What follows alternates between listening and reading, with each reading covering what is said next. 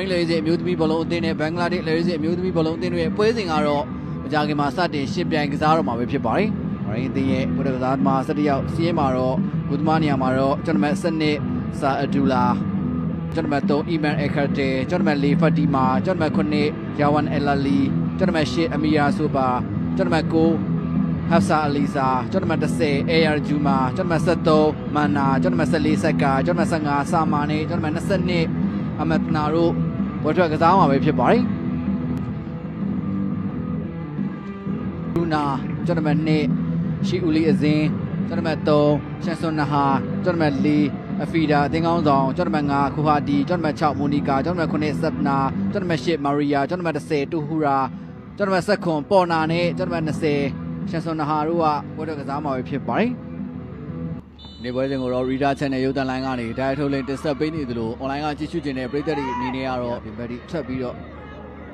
တားခဲ့ရဖြစ်ပါတယ်ဒီနေ့လည်း International ရှန်စွန်နဟာဘင်္ဂလားဒေ့ရှ်တင်မဲ့ဧရိယာတွေဝင်လာပြီးရှန်စွန်နဟာဘုံအောင်ကျော်ပြီးချဲလိုက်ပြီဟိုးမြာရှိမှာတော့ဘင်္ဂလားဒေ့ရှ်အသင်းဥဆောင်ကိုစတင်ပြီးတော့ရရှိသွားခဲ့ပြီပဲဖြစ်ပါတယ်ပွဲအစ9မိနစ်မှာပဲနောက်တန်းနေလို့တော့တင်ပေးလိုက်တဲ့ဘောလုံးကိုတော့လိုက်တင်ပြေးထွက်သွားပြီးတော့ရှန်စွန်နာသူ့ရဲ့ပြေးအားကောင်းကောင်းကိုအသုံးချပြီးတော့ရှစ်ထွက်လာတဲ့ဘာရင်းသေးကိုသမားဖြစ်သူဆာအဒူလာဒီမှာလေတဲ့ကိုပေးထားတယ်အခတ်တဲ့ရလာတဲ့အခတ်တဲ့အဝေးကလက်ကန်လာတယ်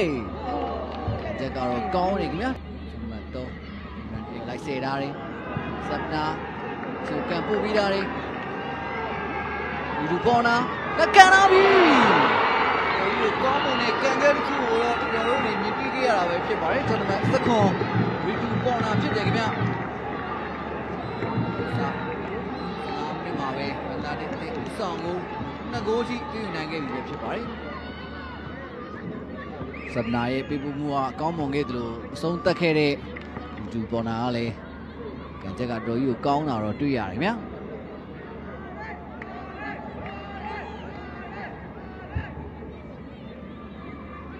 ဒီမှာ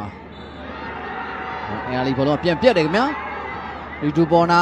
ရလာပြန်ခင်ဗျာလေပေးလာတယ်ရလာတဲ့ဘင်္ဂလားဒေ့ရှ်ပဲရှေ့ကိုမျောထိုးပေးလိုက်ပြီတောက်လျှောက်လိုက်နေတယ်ယူတော့မကြုံဘူးဗျာအေးရထဲမှာပဲလွတ်လွတ်ကျွတ်ကျွတ်ပဲလက်ပေပြီကွင်းလေအမိုနီကာအပိုင်အခွင့်ရခဲ့ပြီမဲ့လဲသူ့ရဲ့အဆုံးသက်ကတော့အော်စီယာကောင်းလောင်းကိုလွှဲချော်သွားခဲ့တာဖြစ်ပါတယ်ဘောနာတော်မော်ကန်ပို့ပေးရတယ်ဘောလုံးမြောက်နေတယ်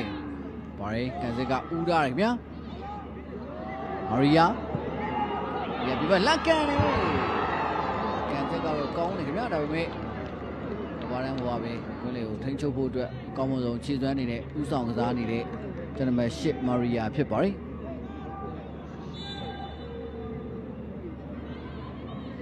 နောက်ကဘောတော့မွန်ဒီကာလေတွေကိုပေးထားတယ်ဖြစ်ပို့ပြီးတာလေသူစခတ်နေနေတာတစ်ခုကနေပဲလာဒီတေးသူစခတ်နေတဲ့နေထားတစ်ခုကနေပဲတတိယမြောက်ဥဆောင်ကိုရရှိသွားခဲ့ပြီပဲဖြစ်ပါတယ်ဒါနဲ့အင်းကိုလာရောက်ပြီးတော့အားပေးတဲ့ပြိတ္တတွေကိုမြင်တွေ့ရတာပဲဖြစ်ပါတယ်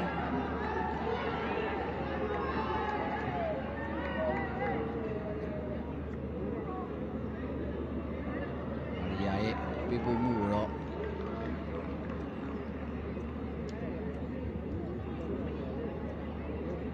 ကျွန်တော်9ခူဟာတီတင်သွားခဲ့တာပဲဖြစ်ပါတယ်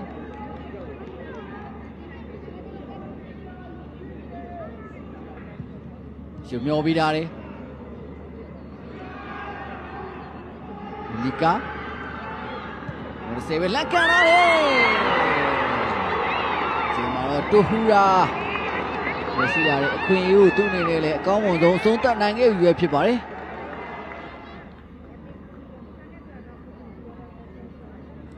ကာနဲ့ဘာရင်းသေးရဲ့နောက်ခံကစားသမားတွေဘောလုံးရှင်လူကိုကြိုးစားနေပြန်ထွက်လာတဲ့ဘောလုံးကတော့အရှိမအသိရှိနေခဲ့တဲ့တိုဟူရာက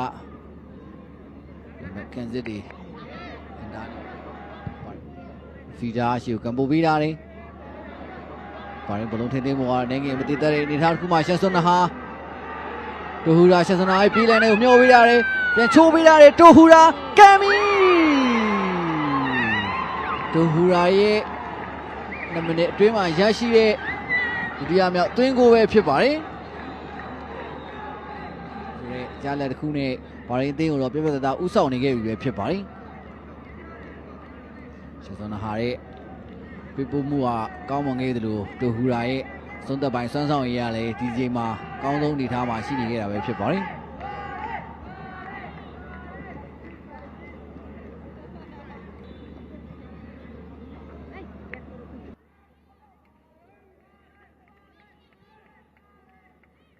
ရတယ်ရှူလီအဇင်းရှူပေးတာလေလွတ်ထွက်သွားပြန်ခင်ဗျာဆက်စွန်နာဟာတော့ရှော့ပဲဝင်လာဆက်စွန်နာကန်သွင်းမှုကြိုးသားတယ်ကာဝယ်ထားခဲ့တာပဲဖြစ်ပါတယ်ဆက်စွန်နာဟာသူ့ရဲ့ပုံစံအတိုင်းပဲပြေအားကောင်းကောင်းနဲ့လွတ်ထွက်လာခဲ့တဲ့အနေအထားတစ်ခုကနေသုံးသက်ဖို့အတွက်ကြိုးစားခဲ့တာပဲဖြစ်ပါတယ်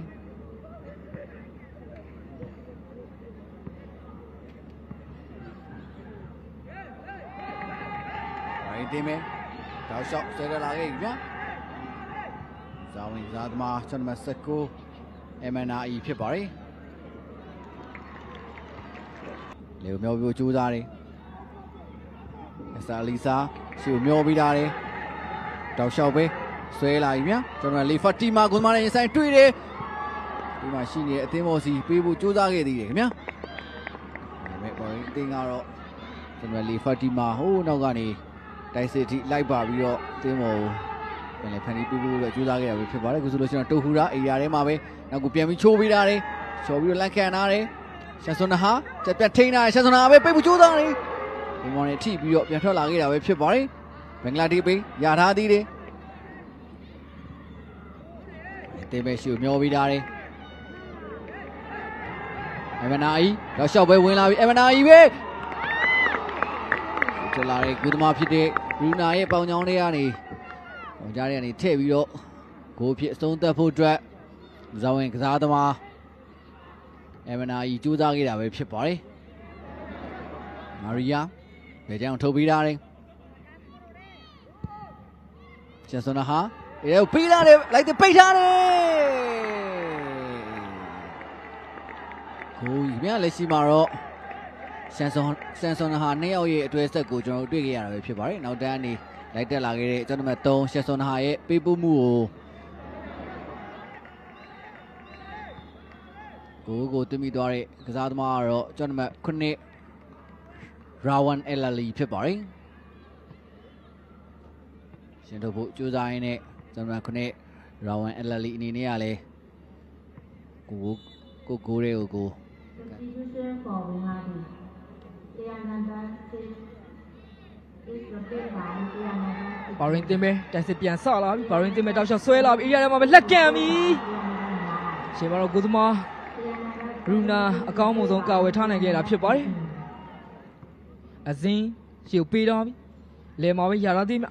ရှေ့မျောထုတ်ပေးလိုက်တဲ့တောက်လျှောက်ပဲလူချူချူပဲဘင်္ဂလားဒေ့ရှ်ပဲတောက်လျှောက်ပဲတစ်ချက်ခောက်ထားတယ်လှမ်းပေးပြီကိုပြီမြောင်းဒီချိန်မှာလဲရလာတဲ့အခွင့်အရေးတစ်ကိုဘင်္ဂလားဒေ့ရှ်အကောင်းဆုံးအဆုံးသတ်ပြီးတော့နောက်ထပ်9ဂိုးမြောက်ဥဆောင်ကိုတော့ထပ်ပြီးတော့ရှာဖွေသွားနိုင်ခဲ့ပြီလဲဖြစ်ပါတယ်ချိန်မှာလဲညာဘချမ်းကနေအကောင်းဆုံးပံ့ပိုးပေးမှုကနေ Substitution for Bangladesh. မော်ကီကိုသမားနဲ့တူချင်းရှင်ဆိုင်အတွေ့မှာ Replaced by Priyananda Singh. ပြန်မဲ့ခန်းစစ်ကစားမအောင်တစ်ချက်လှည့်ပြီးတော့ပဲချေနဲ့အသက်ရဆုံးအဆုံးသတ်ခဲ့တာလည်းဖြစ်ပါတယ်ဒါကြောင့်လက်ရှိချိန်မှာတော့ဘင်္ဂလားဒေ့ရှ်တင်းရဲ့အနိုင်ရလက်ကပို့ပြီးတော့ပြတ်သားသွားတဲ့အနေအထားတစ်ခုကိုတော့ရောက်ရှိသွားခဲ့ပြီလည်းဖြစ်ပါတယ်ဒီတင်မင်းဒီလက်ကန်လာလေဘာတီဗီပြန်ရှန်ပြီးတော့ထွက်လာခဲ့တယ်ခင်ဗျာမာရီယာဒီခန်းစစ်ကလည်းအသေးအတန်အောင်ကာကွယ်ထားခဲ့ရတာဖြစ်ပါတယ်ရှော့ဆူလိုကြိုးစားလာတဲ့အနေအထားတစ်ခုမှာတော့စောပိုင်းမှာရရှိခဲ့တဲ့စူတာနာရဲ့တွင်းကူဖြစ်ပါတယ်ဒီကန်ချက်ကတော့ကောင်းနေဆိုပေမဲ့ကိုဘာရန်ထိပြီးတော့ထွက်လာတာဖြစ်တဲ့အတွက်ကြောင့်မလို့ဘင်္ဂလားဒေ့ရှ်အသင်းငယ်နစ်နာခဲ့ရတယ်လို့ပဲဆိုရမှာဖြစ်ပါတယ်ဒုတိယမြောက်ပွဲတွေကတော့ဇူလိုင်လ2ရက်နေ့မှာရှိတဲ့ကစားမှာဖြစ်ပါတယ်အားကစားဝါနာရှင်ပြည်သူများခင်ဗျာကျွန်တော်အစီအကံတင်ဆက်နေစဉ်အတွင်းမှာပဲဘော်ရင်အသင်းနဲ့ဘင်္ဂလားဒေ့ရှ်အသင်းတို့ရဲ့ပွဲစဉ်ကတော့ပြီးဆုံးသွားခဲ့ပြီပဲဖြစ်ပါတယ်ပြီးဆုံးသွားတဲ့အချိန်မှာတော့ဘင်္ဂလားဒေ့ရှ်အသင်းက9ဂိုးမြီးဆိုတဲ့အကြလက်နဲ့ ဘာရင်းတင်ကိုအနိုင်ကစားသွားပါတယ်ဆိုတဲ့အကြောင်းအစီအခံတစ်ဆက်ရင်းနဲ့ပဲကျွန်တော်တို့ရဲ့တိုက်ထုတ်လင်းတစ်ဆက်နေမှုကိုဒီမှာပဲရှင်းအောင်ပြပါခင်ဗျာအားပေးကြည့်ရှုခဲ့ကြတဲ့ပရိသတ်တယောက်ချင်းတိုင်းကိုကျေးဇူးအထူးပဲတင်ရှိပါတယ်ခင်ဗျာ